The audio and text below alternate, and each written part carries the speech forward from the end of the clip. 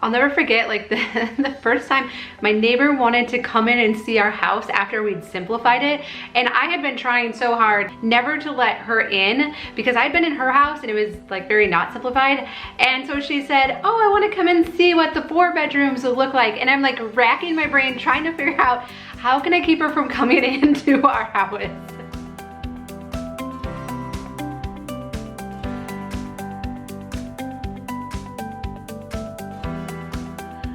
Well, hi, I'm Dawn from The Minimal Mom. I will finish that story in just a second. That is part of the second thing I would tell myself. But I want to start with the very first thing because it's my absolute favorite. And so we've been living as minimalist for about 6 years now. I mean, there's different, I think many would say there's different like levels of minimalism. I don't think we're the most extreme type, but we definitely live with probably way less than most other families. And we love it. It's been awesome. And so today I want to talk about 5 things that I would tell my beginner minimalist self that I think would have made the process go a lot smoother and a lot quicker too. And so the first thing is that you're gonna crave even more simplicity. As you get rid of stuff, you're not gonna want any of the stuff back, you're not gonna want different stuff. As we've simplified our house, I find myself just craving more and more simplicity. I want even less stuff to manage. I like living in a small house where we can't accumulate more. I desire less and less stuff. And I think back to all the time that I spent deliberating things, kids' clothes, baby clothes, sentimental items, kitchen gadgets, things I spent a lot of money on, and all the hours I spent deliberating about it, only to a year or 2 later end up getting rid of that item. And so I wish that I knew back then that I was not gonna miss any of it. And that doesn't mean, I mean, we haven't gotten rid of everything of value. We've talked about our baby boxes, but I have come to learn that when it comes to sentimental items, I would rather display it and use it and see it on a regular basis than to keep it hidden away in boxes and to store it and try and preserve it. And so it's hard in the beginning because we just don't know, but looking back, I would tell myself, err on the side of getting rid of it because a year from now, you're probably just gonna end up getting rid of it anyways. The second thing is that you don't have to worry that people are gonna think you're weird. I was really concerned that people would come into our house and be like, where is all your stuff? Or I don't know, just think that we'd gone too far or that we had somehow missed the boat and we were just weird now. And so we had this neighbor move in our building, and she had 2 little kids, and so we would see each other when we're outside, like going for a walk, or if I was sitting on the front step. And so we got to know each other, and she invited us into her house once in a while, and it was pretty full of stuff. I mean, I would say it was fairly typical. And I think it was a really like stark comparison because in townhouses, we had almost the exact same layout. And so it was always, I mean, you could really tell the difference when you go from our house that we had highly simplified, gotten rid of like 80% of our stuff, and then we would go to their house, and it was just always, I just remember just feeling kind of like claustrophobic a little bit, or like, wow, there's just so much stuff. And so I very intentionally never really invited her over to our house because I don't know, I just didn't want to hear her comments like, where's all your stuff? Or where do you keep the kids' toys? Or I don't know, it just, I wasn't sure how she would react, right? So finally one day we were outside, the kids were playing, and she was like, I've always wanted to see one of the 4 bedrooms. We had a 4-bedroom layout and hers was a 3. I'm like scrambling, trying to think of a reason that she couldn't come inside. I'm like, what would be a reason? Like, what would be a reason? Like, and I couldn't think of anything. And so I was like, yeah, sure, come on in. Now the good thing was that because we'd simplified, I wasn't worried about the house being a mess. Like, it was all picked up and tidied up, you know? And so that was the good thing. So we came in and it was a tri-level. And so literally our lower level and our main levels were the exact same. They were carbon copy. The only thing that was different was the 3rd level because we had the extra bedroom up there. And so we went in through the basement and then worked our way up. And so like, she's like, oh yeah, this is nice. She commented on like what's different about our units. And she's like, oh, I think your main level, I think you must have the bigger footprint. And I knew we didn't. Like, you could tell, if you look from the outside, you could tell, like, look at the windows, like we had the exact same. Anyways, and so we got down to the basement again and we were going back out. She's like, I think yours feels a lot bigger because it's the 4-bedroom. And I was like, yeah, sure, of course, you know? And I really want to say, no, it's because we don't have so much stuff in it, right? But I didn't. But all that to say, she never said like, where's all your stuff? Or have you guys not unpacked yet? Or anything. Like what she noticed, even though it was fairly sparsely like furnished and decorated, the only thing that she thought was, oh, it feels bigger than ours. And so I was glad. I think for me, that was the first time where I could kind of like let my guard down and be like, you know what, I don't think people are really gonna notice, and I don't think they're gonna think we're weird. And if anything, I think they're just gonna think our house just feels kind of nice. And that's what we had noticed. It felt so much nicer. It was peaceful, and I mean, we talk about this a lot. Easy to keep clean. The kids loved it. I got rid of a ton of their toys, and then they just walk in the room and they're like, oh, there's more room to dance and to play. Like, they did not miss any of them. And so yeah, you might get some comments once in a while from people, but I would not let that stop you from simplifying your house and really getting to enjoy the peace that comes with it. Third thing is that there is a tipping point, and it gets so much easier. It was hard work in the beginning, and so many times I would I've taken load after load after load to the donation center, and only to get back home and a day or two later be like, how is there still so much stuff? Why am I having to go through this closet again? And feeling frustrated that we hadn't made any progress.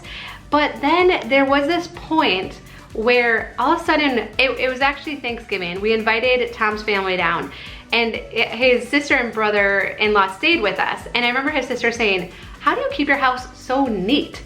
And I wanted to kiss her feet because I was like, neat, really? And my brain hadn't caught up with the fact that we had gotten rid of so much and our house was feeling better.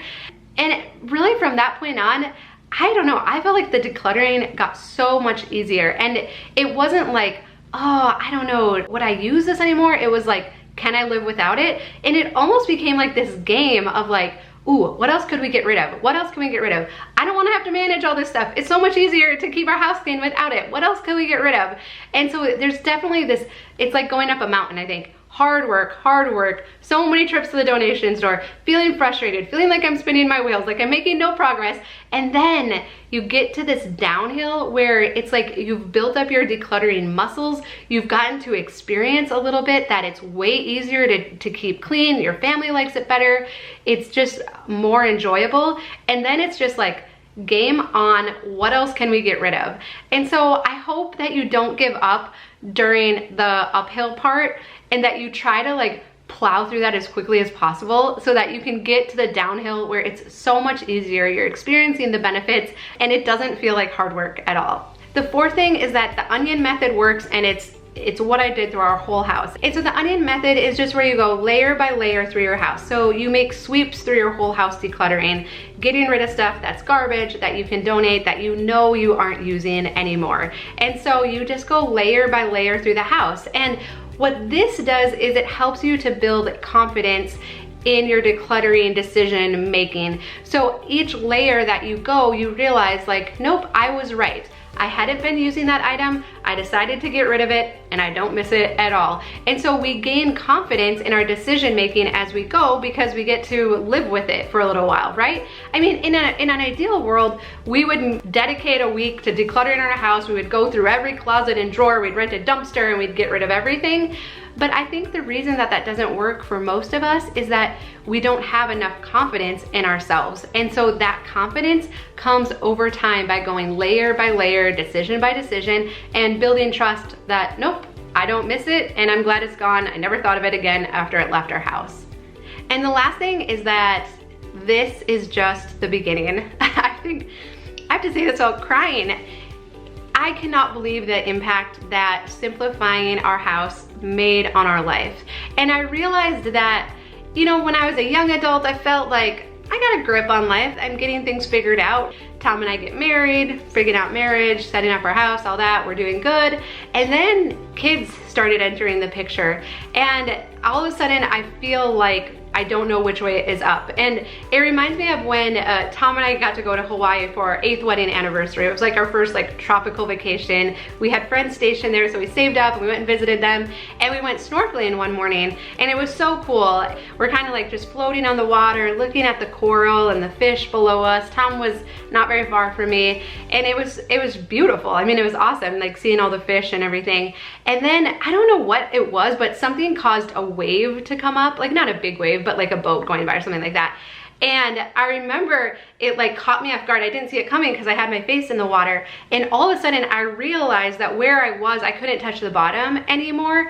And even though I know how to swim, it really threw me. And I found myself kind of like flailing in the water and being like, oh my goodness, Dawn, calm down, it'll be okay, right? Like I can still see, like, I mean, we're not even that far out from the beach or anything, but I think that's kind of what it felt like motherhood became like, was it's like, okay, we're floating along, we're doing all right. And all of a sudden I just feel like I'm flailing in the water like, what am I doing? I'm keeping everyone afloat, but it isn't pretty, right?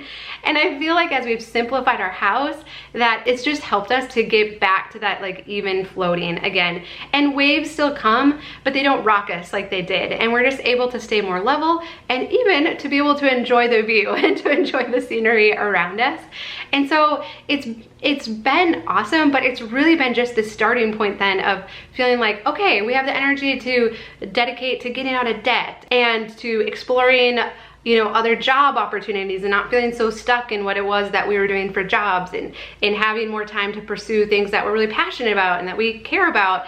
And so I don't know, it was this amazing time of not only, I talk about building confidence, but not in just my ability to declutter a house, but in my confidence in myself and to believe like, okay, I think I could do other things now. So I don't know, I think I still feel like I sometimes have a hard time articulating how much it changed our mindset and our outlook towards our lives, and how little it actually had to do with the physical stuff in our house. And so that has just been the best thing ever. And so as I look back and think back to 6 years ago when we started on this journey, or whatever you want to call it, I'm so glad that we did it. There has not been a single thing that I've gotten rid of that I've ever, I mean, there's been a few things I've regretted, like very few, but to look at those versus all of the things that we've gained, I mean, there's absolutely no comparison. And so I hope for you that that can take out some of the hesitation or the worry that you might make a mistake, that no, as you simplify, you're just gonna want more simplicity. You're gonna want the areas of your house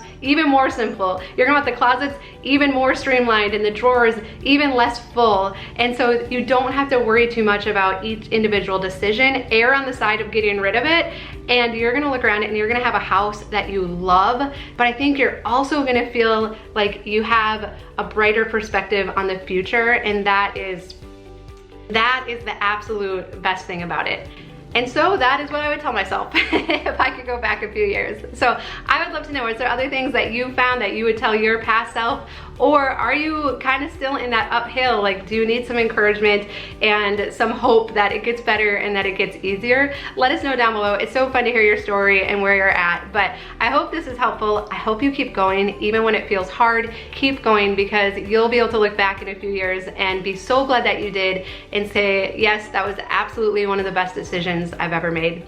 All right, if you haven't done so already, I hope you subscribe. We also share some fun content on our Facebook page and Instagram, so I'll put those links down below as well. But I love you, I hope you're doing really well, and we will visit with you again soon.